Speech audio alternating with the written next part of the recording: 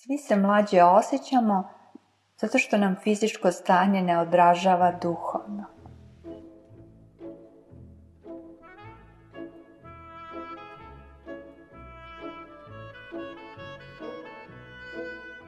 Toliko smo aplaudirali da se sada i ne čuje mali aplauz.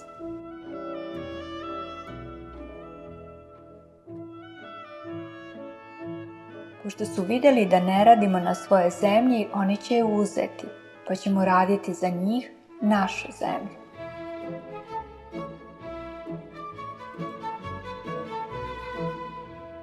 Niko nam nije ravan, uskoro ćemo postići njihov cilj.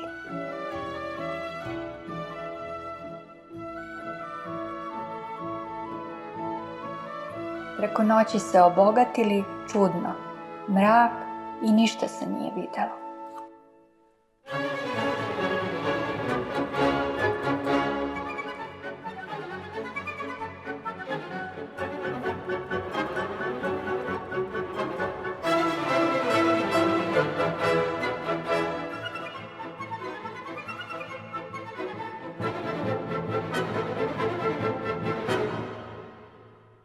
Kada bismo mogli samo delić da uradimo za sebe, onoliko koliko radimo za druge, mi bismo bili zadovoljni.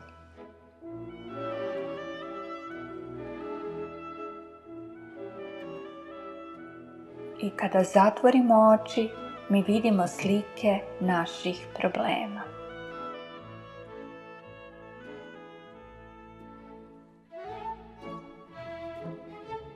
Kada budemo mogli ono što sada mislimo da ne možemo, moći ćemo puno toga.